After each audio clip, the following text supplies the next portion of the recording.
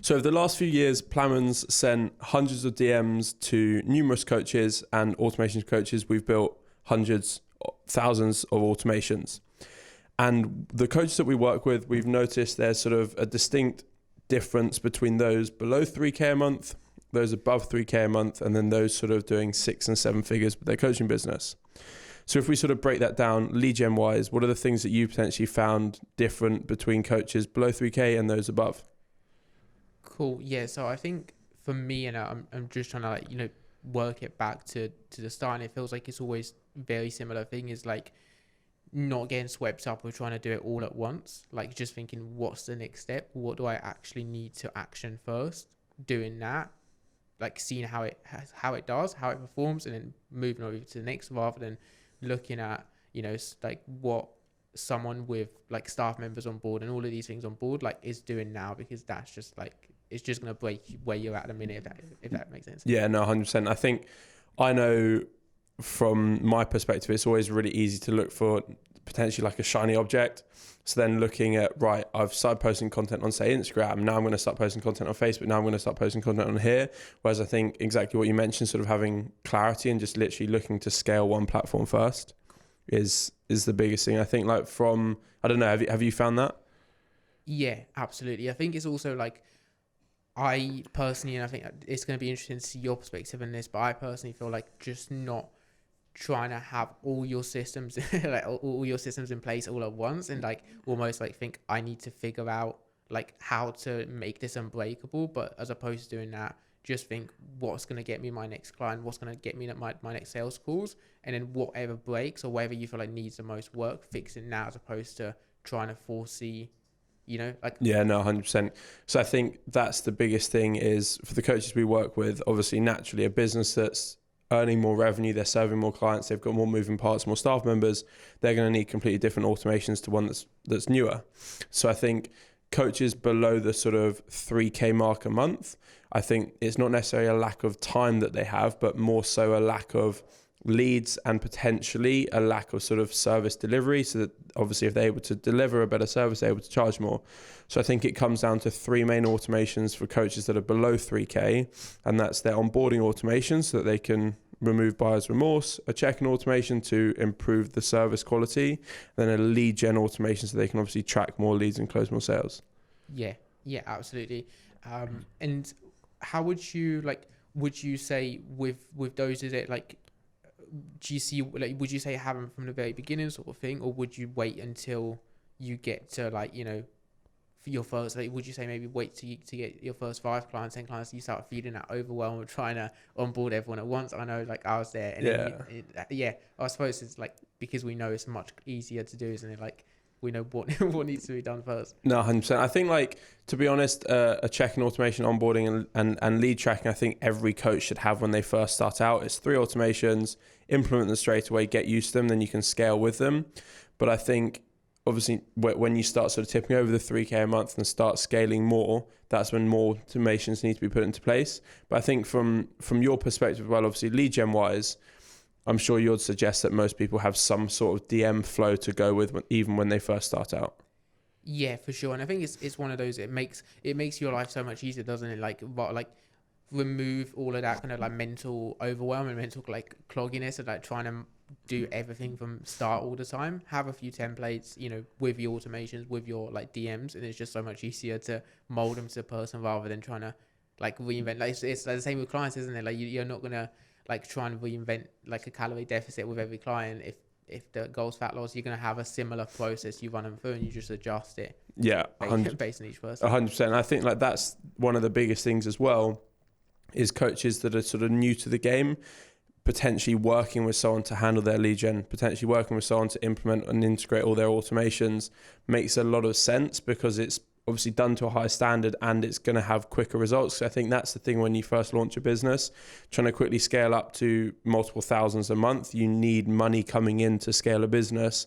So I think it makes sense to outsource 2 key areas, which would be lead gen and automations.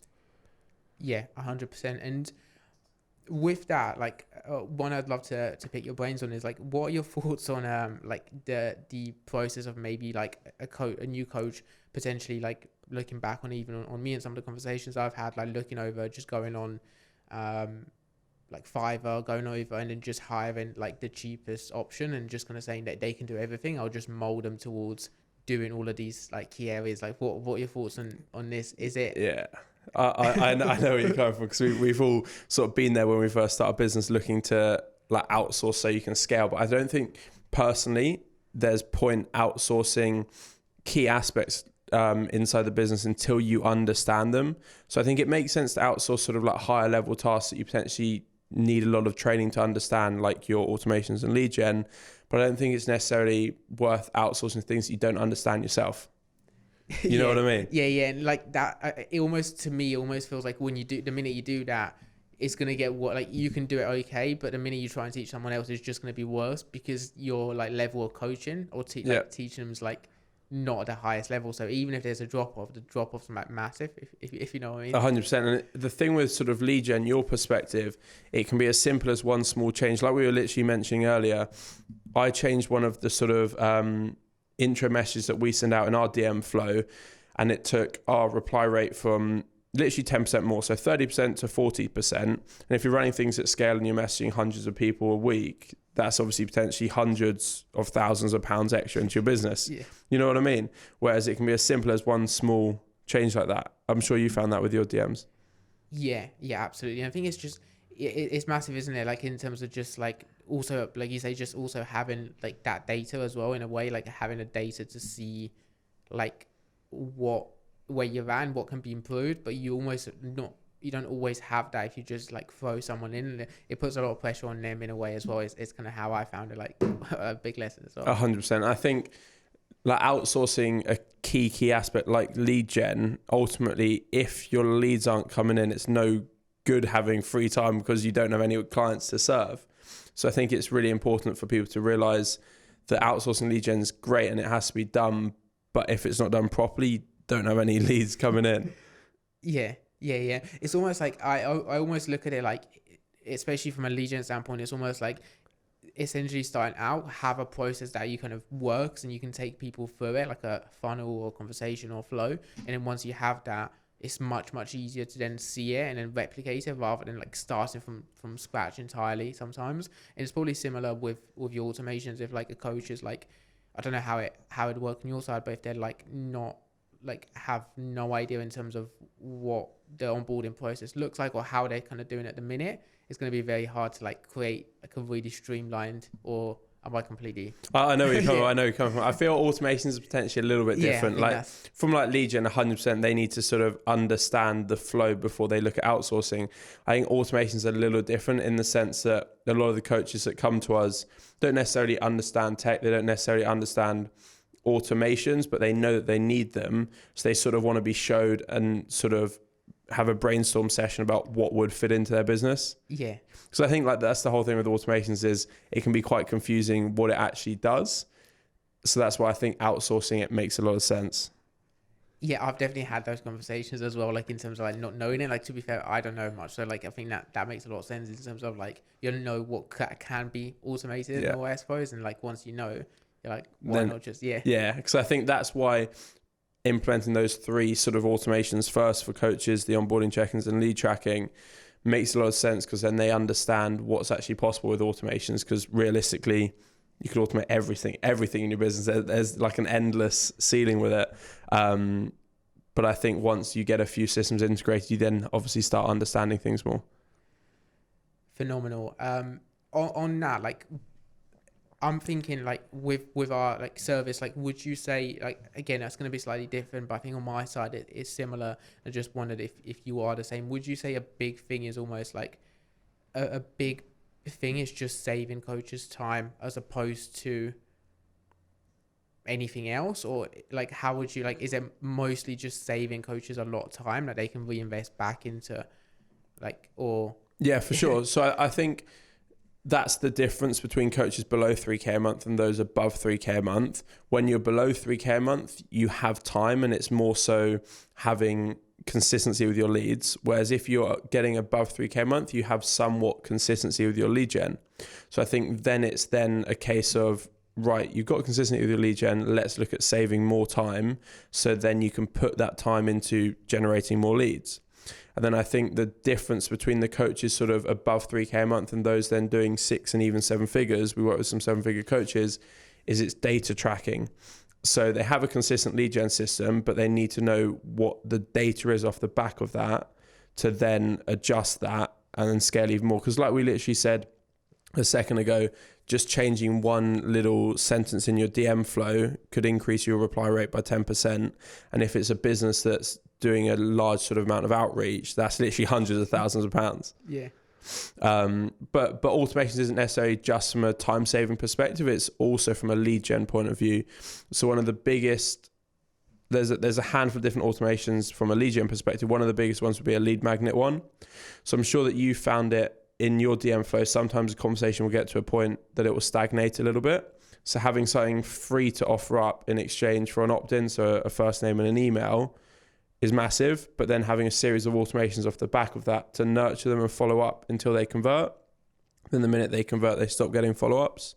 That's phenomenal from a call booking perspective. Because do you push sort of lead magnets in your DM flows a little bit? Yeah, so here's how like I feel like now, maybe relative to like a year ago, I feel like there's a lot more almost like awareness and attention towards coaching in general. I think like a lot more people are doing it, like aware of what to do. So like realistically, like if a potential client follows 5 to 10 coaches online, if they just follow one, they come up with recommendations, they follow a bunch and they look quite good, likelihood is like at least 50% of them will message and engage with them, I feel.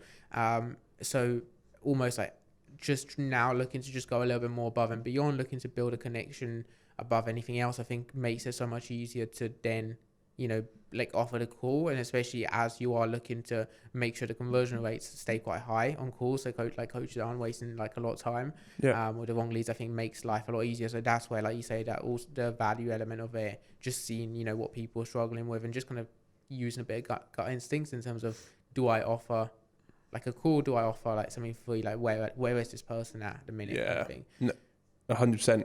Because what we found worked really well in our own business is new follow comes in, we offer up a free lead magnet, some sort of value there. And I think especially with coaches who niche down, it's a lot easier to do a lead magnet because you work with one type of person, so it's easy to have a training off that.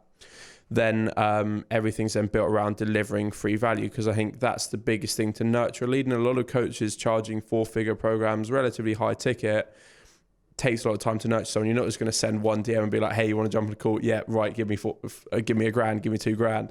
Like it you know what I mean? Yeah. And like to me, like what blew me away is still like for most people that's like a month's like salary. So it's almost like trying to.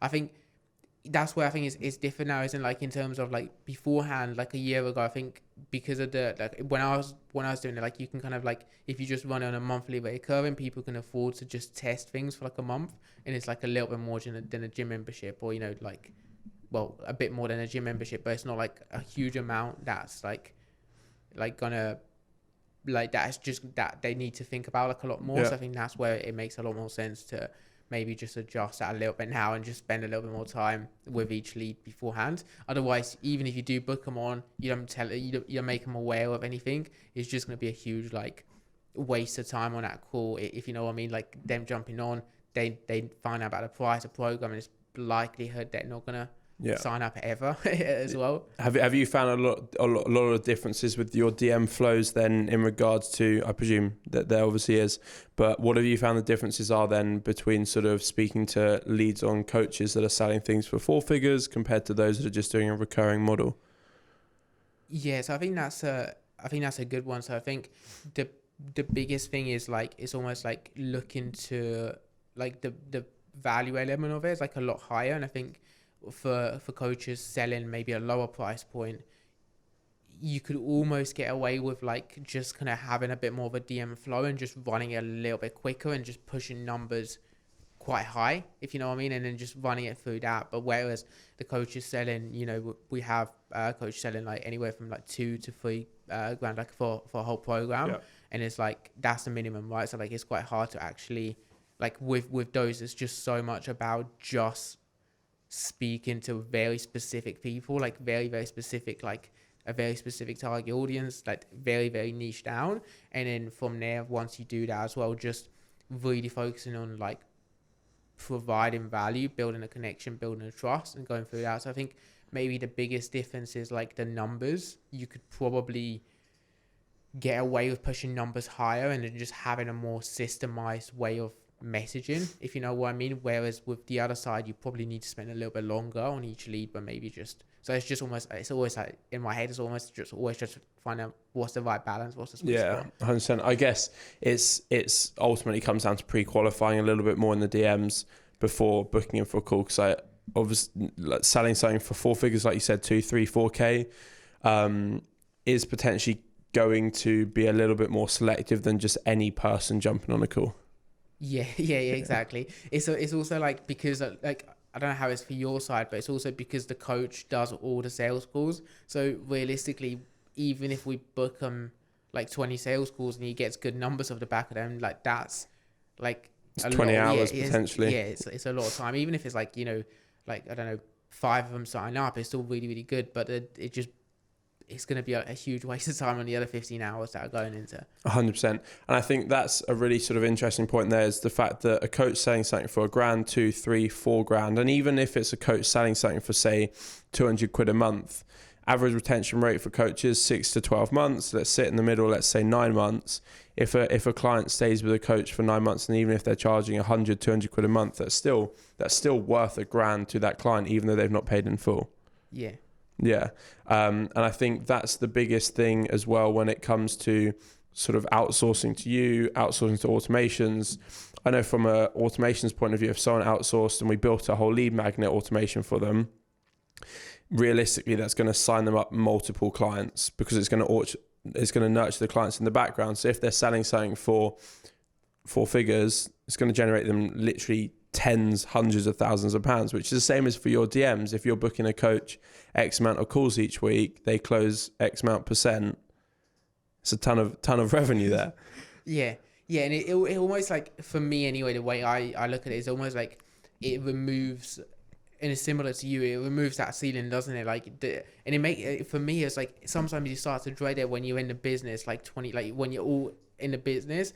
Sometimes the idea of like more impact, more revenue is like the worst thing. Like the idea of it is even like the worst thing in the world, because it just means that you're going to work like double the amount. So like that kind of stuff is quite exciting, because it makes the like impact or the vision that you can kind of keep pushing like so much like higher, as opposed to just sitting in doing like 40 hours a week and not really knowing like how to take it. 100%. Because I think sort of when you outsource, when your business scales a large amount in quite a quick period of time, and you've not necessarily got automation systems, you've not necessarily got staff to help deal with things, it's obviously great, income's growing, but then you're doing more and more, and then you don't have that freedom. Because I feel a lot of people get into running their own business because they want financial freedom and locational freedom, which I don't think they sort of get, do they, if they then end up doing everything themselves. Yeah, for sure. And it's almost like also like, I think almost like realizing that you can be good at everything, but you can't be like very, very good. You know, like it's like different things that you can be very, very good at a few things, but I feel like if you're just trying to do it all, it's almost like an energy standpoint as well. Like you can work more hours in a day, but the energy, like it's only finite. That you can kind of keep like pushing if you want to keep 100% forward. As a business owner, I know from my perspective, there's other people that can do things inside the business better than I can. We recently brought on board a head of operations to help make sure just everything flows really well. And he's actually an ex-mortgage broker. He's got tons of experience sort of running a whole office. So as an operations point of view, he's probably going to do a better job than me. And I think that's important to realize as a business owner, as you're scaling, other people can do things to the same level, if not better than you do. Yeah, for sure. And it's like, I almost like look into like other businesses as well, like a lot. Like you look at anything like, you know, iPhone, like whoever, like Amazon, like you don't have like, it's exciting because you don't have like you don't have like Jeff Bezos just doing a packaging, like, so it's that kind of stuff like is just like quite good. And you know, it's like having people around you can just like do a lot more in like all of these different areas as opposed to just like do okay in some of them, I suppose. 100%. And outsourcing those key points or automating them, I think is massive for coaches. Because if a coach looks at his business, it's not just a PT business, it is an actual business. I think I know when I was PTing, when I first started my PT business, everyone sort of, I don't know why, but they look down on it. Oh, you're just a PT. It's not, it's an actual business. And name one other big business where the CEO, which is ultimately what the coach is sending all the DMs themselves, is sending all these email follow-ups when they could be automated or outsourced. You know what I mean? Yeah, for sure. And it's like, it almost like leaves things like a lot more predictable as well, I think. Anyway, like when I was doing it almost always rests on just that person, like not, like touch wood, have a bad day, or, get ill for a few days and just like you need to work with that kind of stuff. I think it just makes it so much more predictable that you can come back to it the next day and it still runs and it still works and things are still moving, as opposed to, needing to work more hours, because it's effectively, if you are going into like online or anything like that, even if you've got the freedom of location, you're still tied into the hours. It's not ideal. 100%. I think it's hard to get the business to the point that it's self-sufficient, but a lot of these, I know from an automations perspective, a lot of these smaller tasks, onboarding clients, check-in automations across all other aspects of the business could be automated without having to bring on staff, pay staff, everything like that, which makes a business a lot more scalable. Because if you're a coach and you're, say, doing sales calls and you've got back-to-back calls, you sell something for four figures, let's say $2,000, then you've got another call you jump straight onto. You can't onboard that client that's just signed up. And I think that's where it then creates buyer's remorse. You get refunds and everything like that. So having a clear system to onboard a client literally solves that issue. Yeah, and like the level of time and energy that goes into getting a client, like I almost feel like if you nail the, almost like the back end service and the marketing, like you could probably generate like clients off the back of those people alone, like in your business, like a lot more often than you think. Like even just like connecting with their friends and family, or that kind of stuff. But you can't do that if you're selling something that's like not good enough. 100%. We've seen from an onboarding perspective, the two best times asking for referrals: when a client first comes on board, because they're super excited, they're energized to jump on board. Asking for a referral then is great. But then after 30 days as well, because chances are they probably lost a decent chunk of weight, they're feeling great as well. If you've got a clear onboarding system for the first 30 days, it makes it so easy to get testimonials and referrals, because you can even use a software called Video Ask that's free as well. And if you can have a system like that to remove buyer's remorse so you don't get any refunds and then you get more referrals coming in, it literally is such a passive income generator for the business.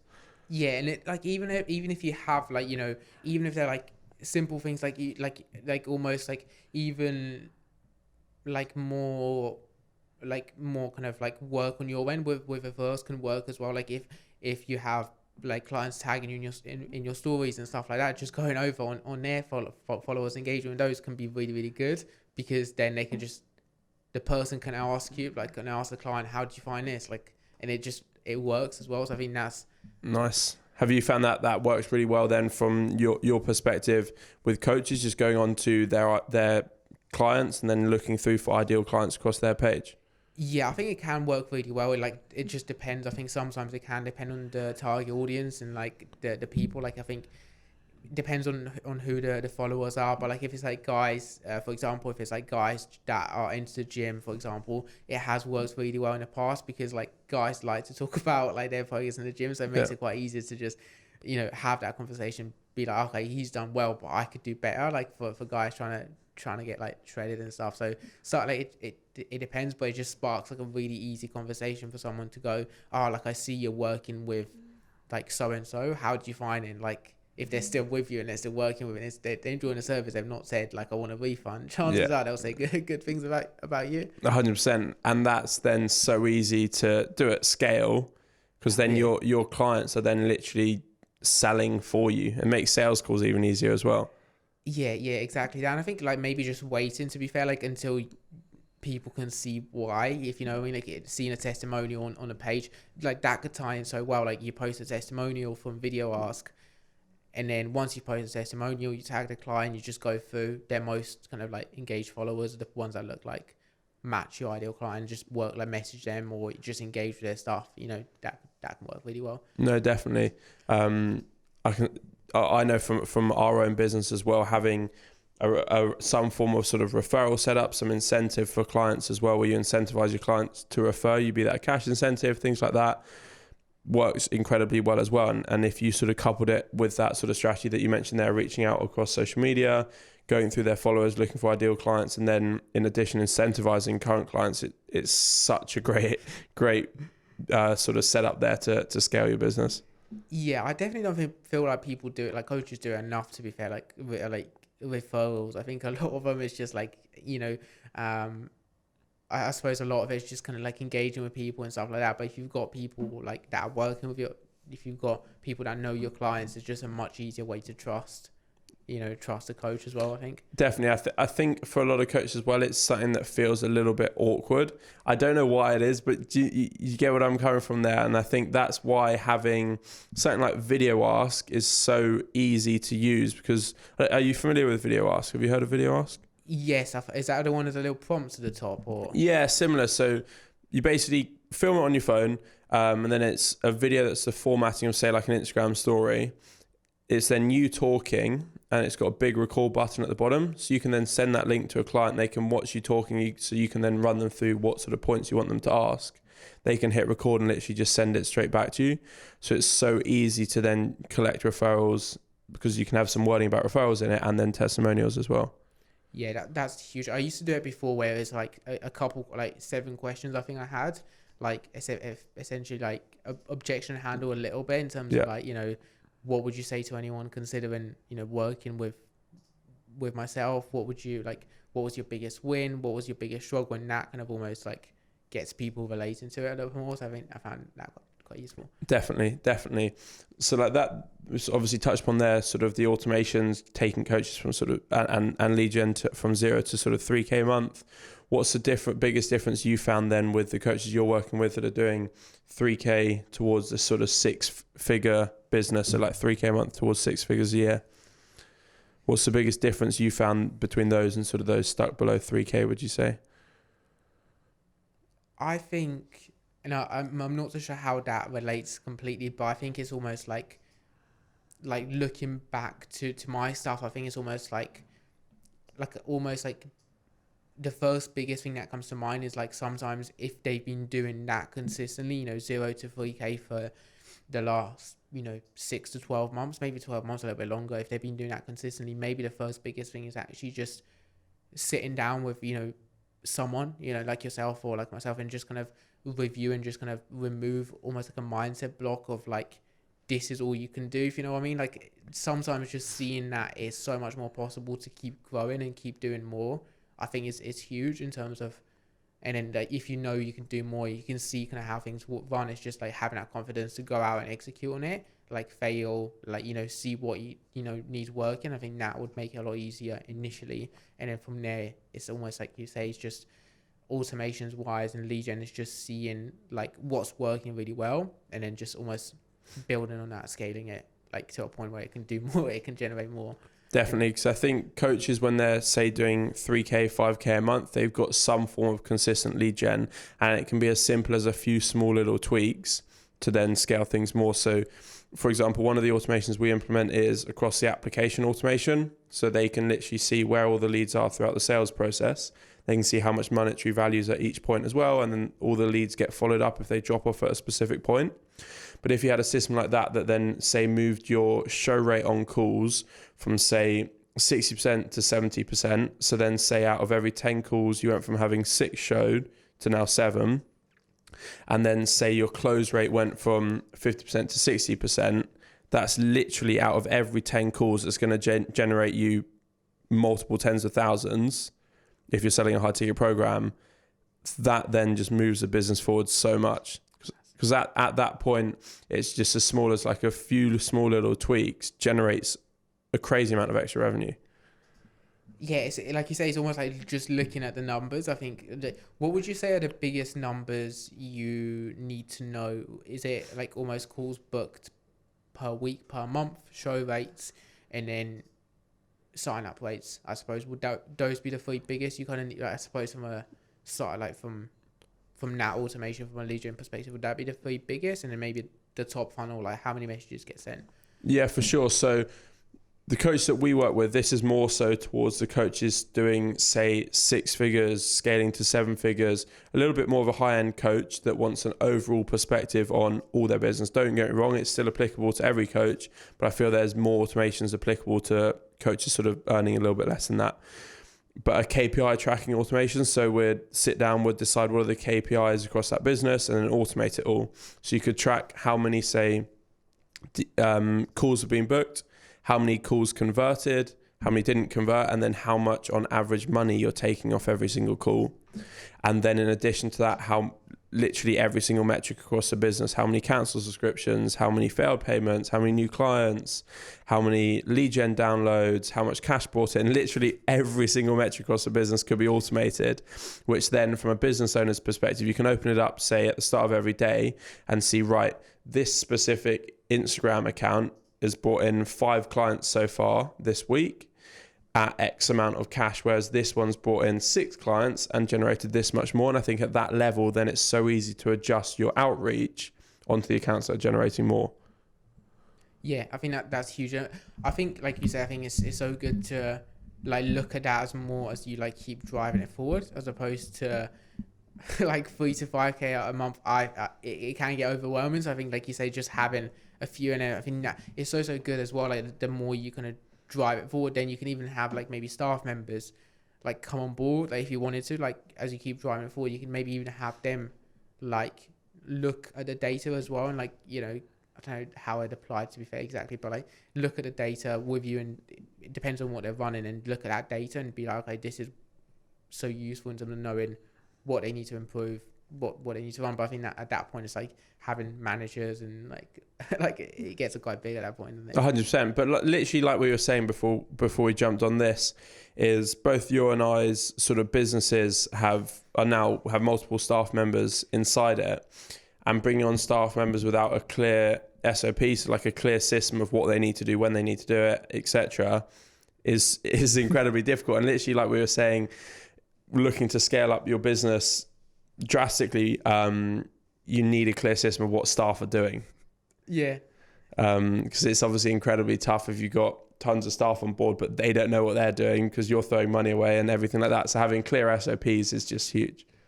Yeah, and at that point as well, like all it takes is like one person to just like not have a clue what they're doing, or, you know, one person, like people, like some of them are like, some of your guys are at 50% or, you know, 70%, someone's at 20%, and all of a sudden all your time goes to that one person. You're trying to do that, and then everything else like Yeah. And I think when we're looking at, especially your lead gen, if we look at, say, like a sales pipeline, I guess, lead gen DM flow is probably at the top of it to get people into calls in as simple as possible to sell on calls. That's obviously a really simple process in principle, but obviously in practice it's harder. If the lead gen outreach stops and it doesn't work, you've not got any leads flowing through. Yeah. Or yeah, absolutely. Or even like one other thing to keep in mind is like, as well, is like, are the right people kind of being added, and are the right people being messaged at, like, you know, whatever platform you use, Facebook, LinkedIn, if you're speaking to like, and this is a harder one, I think, to spot sometimes, but if you are working with, you know, young guys looking to build muscle, like, are you speaking to the right young guys looking to build muscle, or are you speaking to guys that just want to have a chat? So it's almost like trying to identify, and I think that's where like even just having that SOP can be so helpful in terms of knowing, okay, these are the kind of people I need to look for, these are the ones to avoid, and it's just much easier. And then if you see, like, I think this is where the automation side of things could be amazing as well. Like if you see a lot of conversations, you know, getting started, a lot of conversations not going anywhere, if you know, like a lot of conversations get started but they're not going anywhere, then you can be like, okay, it's probably because the people being messaged at the top could be like improved. Yeah.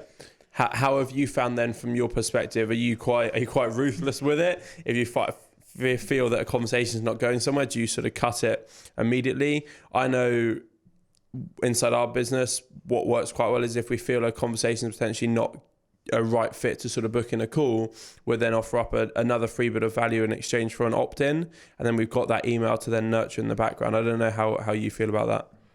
Yeah, I think that's the only thing that we're still trying to perfect as a process in terms of just knowing. I almost think when it comes to outbound, definitely like starting new conversations, adding people, I think definitely it makes sense to be a little bit more, like a lot more selective, because you're adding these people into your world. Like there's no point like adding them over to your world if like 50% there. Like chances are if they're 50% there, they're probably going to drop off at some point in the conversation. But if you can have them as close to, amazing as possible, like that would make like life a lot easier. So, and then I suppose the stuff we try and look for now is just like a more like tidy Instagram profile, like, have stories up, be able to tell who they are, what they do. So it's not like a business page, that kind of stuff, I think makes it a lot easier.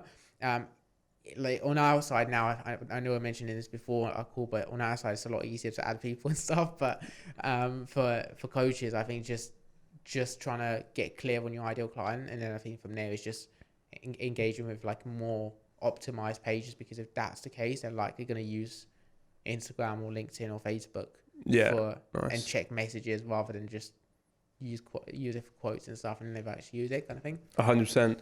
So with your perspective, then if a coach came to you, they were a new coach and they needed to generate 5k, put you on the spot here a little bit, if they needed to generate 5k in the next 30 days, what would their plan of action be? I know obviously you're not necessarily looking at it from the sort of like selling on the sales call, but if they needed to book 5k, so let's say they needed to book their next 10 sales calls, let's just put that number out there, simple steps, what would it be to book the next 10 sales calls?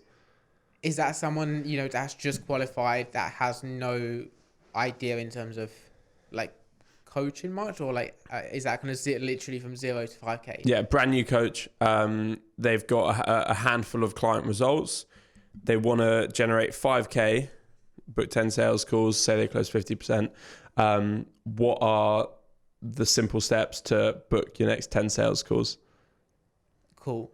So I think one of the more like powerful things to do sometimes is like, and I'm thinking this as like more of a complete thing, is almost like, I think realistically, maybe even just initially just saying like, let me just get calls booked in. Let me just start conversations. Like, even if you're having conversations with people that, realistically might not be the right lead, might never have, like, be able to afford it. If you have a few of those conversations in person or over Zoom call, like, like an actual, it's just going to help so much from a content standpoint. Like, just knowing what people struggle with, what you need to have those conversations with, and then it's much easier to then create content that really relates. I think that firstly, just maybe, especially if they're a new coach and they've got a load of free time, just not being afraid to jump on sales calls, even if they're like, they say that they can't invest at the moment, like, or, stuff like that, like, or they said, like, there's one or two red flags, but they could be a good lead. It might just be worth just having a quick chat with them. I think it's so, like, underrated how much you can get out of just having a conversation, just helping someone, as opposed to guessing what they need, what content you need to put out, if that makes sense. Definitely. I know that I personally spend a lot of time, and I feel pretty much every business owner does, learning how to articulate their offer better, get their offer across even better, and obviously sell it even better. So exactly what you mentioned there, a new coach, it makes a lot of sense for them to just jump in and spend time actually trying to sell, because selling something for 4 figures takes a lot of time to master. It's not like, right, I qualified, next client, I'm just going to sell them $2,000. It takes time to obviously master. So I think, like exactly what you mentioned, just getting on calls and learning how to sell makes a lot of sense. One automation that we set up, which I wouldn't necessarily recommend for coaches straight away, it's more so once that they've sort of grown their business a little bit, because I feel more automations would be more applicable when they're first starting out, but would be a call tracking automation. So we run it in our business, and across a lot of other businesses for coaches potentially doing towards sort of 6 towards 7 figures. And it's an automation where every single Zoom call they have gets recorded, goes onto a spreadsheet with the lead's name, the date that the call was, the link to the recording. And then if it's closed or hasn't closed, it then gets color coded red if it hasn't and green if it's closed. That's massive, because then you can easily look back at all your calls from the week, the month, and then see, right, this one didn't close because I articulated it in this way. This one closed because I articulated it in that way. And even to the point that on the spreadsheet, you can have it where next to that call, you can say, we could automate it so it said, right, that one closed for $3,000, that one closed for $2,000. So it's then just so easy to adjust your offer. Yeah, and even if it's like, you know, if you are like we said, if you're less selective initially, you can even look at the people that are jumping on calls. Are there any similarities in terms of the people signing up? Then you can maybe try and just like push more people similar to that, and then avoid maybe if there's anyone that just feels like it was never gonna sign up, it's like, or you just went on a call and it's just like you think, oh, I'd hate to actually work with this person. Like sometimes you get these people, don't you? So like that kind of stuff, you can even just look at what are the stuff on their profile, is there any similarities, and then just avoid conversations. Definitely, because I know that back when I was running my personal training business, and when I scaled up my business before, obviously starting automations for coaches, the one biggest lesson that I wish I sort of learned earlier was to just literally hone in on one thing. And like we mentioned earlier, it can be as simple as one small little tweak, and then your reply rate goes up 10%. That generates tens, hundreds of £1,000s more. And I think everything can continue to be optimized even more, rather than jumping onto like the next best shiny object thing. Yeah, and I think that's like so powerful, to be fair, in terms of wherever you are with coaching. I think the biggest thing for me, like seeing the best coaches, but you know, the coaches doing the best, is they're still not doing like everything all at once. It's still like a gradual thing of what's the one thing that I can improve, what's the one thing I can do better next, as opposed to like, and it's still the same stuff. Like the work is still like, it's still lead gen, it's still like automations in terms of where can I save my time, where can I kind of make things run better. It's still, you know, coaching clients, it's still the same stuff. It's just, how can I make this run better, how can I make this run smoother, as opposed to like having something really fancy and really out there. It's like it's not like once you get to like 10k a month, you need to add like something really ridiculously fancy just for the sake of it, kind of thing. What's really important as well is we run the automations for one coaching business that does multiple 7 figures a year, multiple millions a year. And the sort of biggest lesson that I've taken away from that is they know they can get results, they get really good results. So they don't necessarily focus tons of time on continuing to improve that, because they literally get world-class results. All their time is literally spent on how can we get more leads in, how can we improve our sales process, and all the automations we implement are just continually refining the sales and lead gen perspective. And their business scales up massive. And I think that's a really important point to take away, because it is a 7-figure business. They earn multiple millions, and there's obviously a lot of lessons to take from that. Yeah, for sure. Would you say like the biggest three is always the same, isn't it? Service delivery, sales, and lead generation. Is that the three? Or is there like anything that, you know, I don't know, across different businesses? I know you work with mentorships as well, alongside coaching, alongside your business. Is there anything else? I feel like it's always those three things, you know, that yeah, for sure. Pivotal. So I feel, as a simplified process, you've got your lead gen. You then need to find a way to deliver a world-class service to then retain that client. And then you need to find a way to sort of pivot your time so you can then spend your time on these high-level tasks. I feel a lot of coaches get caught up on these lower-level tasks that don't have much ROI, whereas if they then pivoted their time, they had more time to spend on higher-level tasks, that's what's going to move the business forwards more. So I think there's obviously 1,000,001 different automations, but I guess if you classified it into 3, you'd have your lead gen, you'd have your service delivery, and then you'd have your pivoting of your time. Cool. How do you find out? How do you find out if you're wasting your, like, not necessarily wasting your time, but how do you do it? Because you seem relentlessly good at like not wasting time and just doing like stuff that really matter the most. So I just wonder, like, how do you go about like knowing if you're a coach, how do you go about knowing, okay, like this is something that I could be automating, this is something that I could have staff members do? Like, is it just a process you go for yourself, or as a simplified process, everything can be automated. Everything can be automated, but I think one of the best ways that my mindset's shifted a lot about it sort of in the last few months is I'm going to do a task until I get really good at it. I know how to do it. And then I'm going to look at automating it or outsourcing it. And then I've then freed up X amount of time to then spend on high level tasks, be that perfecting my sales pitch, be that perfecting sort of lead nurturing, everything like that, which then moves the business forwards more. Because I think that's the best way to look at it, is if you could win back an extra 10 hours every week, which realistically automations can easily win you back 40 plus hours a month, 10 hours a week. That then not only gives you freedom, but it gives you a ton of time to serve more clients or to perfect your pitch to then close more sales. Because if you're, say, selling something for $1,000, $2,000, your close rate, every, say, 10 calls, you close 5. If you've perfected that and that goes to 6 or 7, out of every 10 calls you make an extra 1 to 2K. Like, you know, yeah. It's just huge for business. So I think, don't get me wrong, it's always easy. I know I often sometimes get drawn to it, looking for the next best shiny object. But lately, just really sort of thinking, right, I've perfected that skill. How can I automate that? Or can I just outsource it? So then I have more time to then sit on top, manage staff members and scale the business. Because we now have a team of 7 running things. I'm obviously still very much involved, but it's just continually looking, how can I then sort of win back time so I can then have these ideas to then build new automations, things like that. Because I think it's very easy when you're in the business to get caught up in it, not have the headspace to then think. And I know literally in the last few weeks, I'll often have some headspace and I'll be sat there at like 2 a.m. at my laptop with this idea, and I'm like, right, I need to figure out how to automate this. And I just love that aspect, to be honest. I just love the aspect of figuring out how to automate things. Yeah, it is so cool. Like I think like a lot of it for me, you know, it almost feels like business wise anyway. It just feels like it's always like the same. It's exciting because it's like puzzle solving. It's like, how can I fix this next thing to, you know, how can I fix this next thing? It's exciting because like there's never an end to it. So I think that's really, really cool.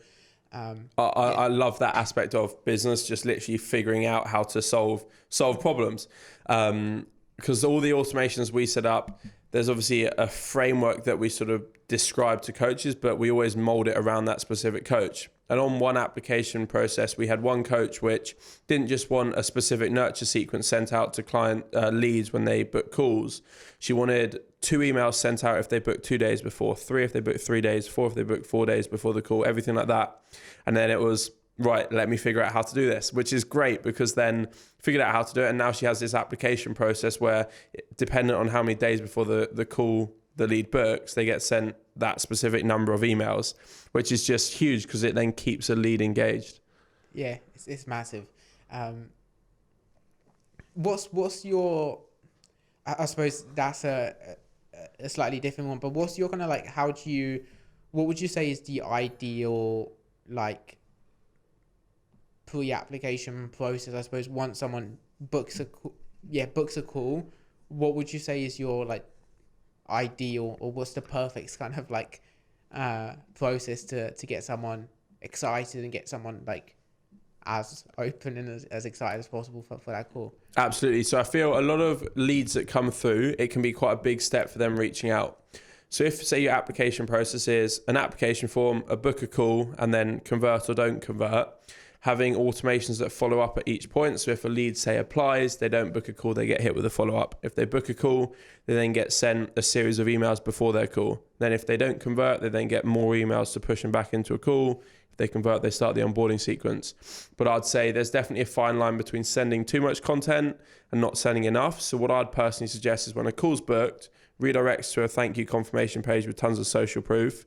Then 30 minutes later, an email about what to expect on the call and sort of congratulating, break any sort of objections and awkwardness about the call. And then another one with even more social proof. So I think it's important to realize that not everyone will open emails. So having that redirect page naturally sort of breaks a lot of objections straight away. Massive. With the with the like thank you page once they've booked a call, what have you found like the almost like the best way to do it? Like I've seen coaches do it before where it's like, and I thought it's like the best thing ever, just have it like almost like questions like people would have. So sometimes they book a call and they're like, I know I've done it, I've booked a call and for certain things, and I'm like, what have I actually what is this thing? So like I think just like, would you say it's almost like a question thing? So what are the top questions, and like having a video or having some text to cover it kind of thing. Yeah, so the way that we do it inside our business, and potentially ours is a little bit different because it's B2B, like we're saying, not B2C, which most fitness coaches are, is big heading at the top about what the business does, what they've just potentially booked, and then a video, and then just literally tons of client results, like just tons of client results. And that video then sort of breaks down what the call's about and sort of objections like that. And I think that's massive because it gets social proof across, but it also breaks down what the call's about. Cool. I don't know if you found sort of anything different from your business in terms of pre-applications.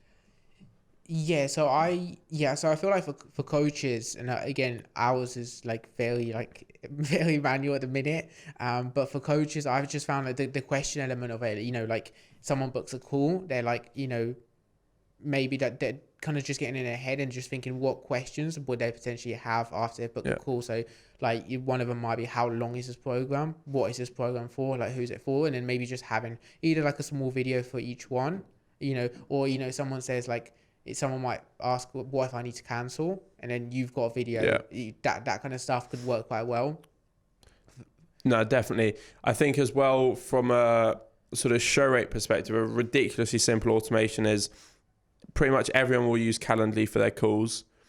Make sure you turn on reminders. Like, it is the most simple thing, but have a reminder. You don't need text reminders, just email reminders, but have one that goes out an hour before the call that says, see you in an hour. In case you missed it, here's the Zoom link again, and then just literally link the Zoom link. Your show rates will be far better, and it literally is not a hard automation to build. It will take you literally 10, 15 minutes. A simple automation like that will drastically boost sort of show rates to calls, which obviously will be massive for close rates. That's obviously a lot. That's one of the simpler automations. Our automations take a lot longer than that normally, but just a notification like that's huge. Yeah, if a coach has like someone not showing up to calls, like if they're waiting on a call, like and they don't show up, just spend the 10-15 minutes while you're waiting to set that up, and then then you're done. Yeah. We've all had it, I'm sure. We've had that call where they haven't showed. You're sat there just looking at yourself on a Zoom meeting, thinking, "What am I doing with my life?" Yeah, man. And another one with the sort of redirect pages there on the thank you confirmation page. We do quite a bit of Facebook marketing. And we simply have our Facebook pixel on the confirmation page. And then we also have it on the confirmation page when people submit our T's and C's when they come on board.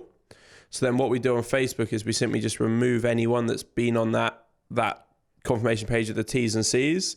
So then it then removes any purchased inquiries out of our audiences. So then we can just hit actual leads that haven't purchased and not waste money on converted ones already. So I think that's why sort of landing pages are phenomenal. Great software for it. ClickFunnels. It's a little bit expensive. It's £100 a month, but you get so much out of it. It's 100% worth it. I think that's so clever as well in terms of like removing those as well and just like not having that. Would you have a separate? Again, I think this is getting like maybe a little bit too like technical maybe, so maybe just really quickly, but would you go for like on the initial opening page, would you have a very specific ad targeting the people that just go on like the initial click funnel, if you know what I mean? Or would it be, how would you still retarget those kind of people, if you know what I mean? What people that just visit, let's say they just visit the application page but they don't book a call, but I don't know if you one thing that we've seen work incredibly well is anyone that hits any of our social media profiles or say one of our application processes but doesn't book a call gets hit with retargeting ads.